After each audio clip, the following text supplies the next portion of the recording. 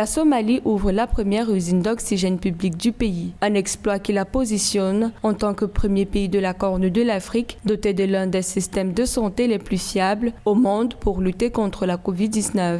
D'après les autorités somaliennes, l'insécurité qui mine le pays constitue un défi supplémentaire pour les efforts de lutte contre la pandémie. Ainsi, l'entrée en vigueur d'une telle usine viendra en renforcement des dispositions déjà prises. Toutefois, cette usine d'oxygène installée à l'hôpital de la capitale Mogadiscio devrait produire 100 bouteilles d'oxygène par semaine.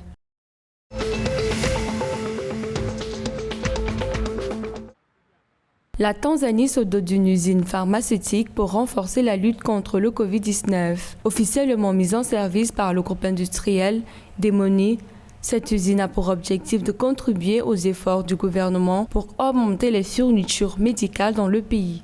L'usine dispose par ailleurs de 7 machines à la pointe de la technologie qui produisent 100 masques en 1 minute ou plus de 700 000 par jour avec des capacités de production de masques médicaux.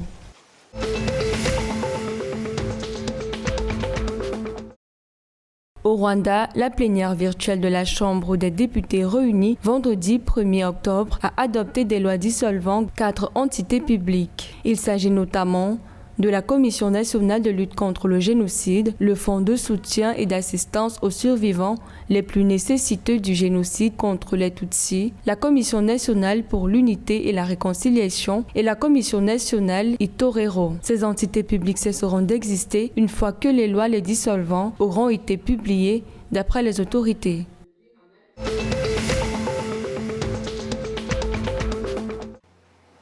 Selon le Programme alimentaire mondial des Nations Unies, près de 2,5 millions de Kenyans seront menacés par la famine d'ici les prochaines semaines.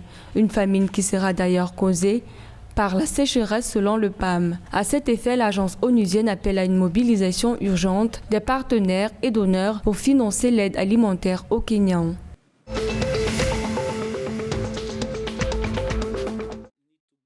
D'après le secrétaire général de l'ONU, Antonio Guterres, le Soudan reste confronté à des défis complexes en matière de sécurité. À cet effet, le 30 septembre 2021, il a appelé la communauté internationale à consolider la paix et promouvoir les réformes au Soudan. Le secrétaire général de l'ONU a par ailleurs encouragé le Premier ministre soudanais Abdallah Hamdok à maintenir le cap et à continuer à travailler avec ses partenaires pour orienter le Soudan sur une voie fructueuse.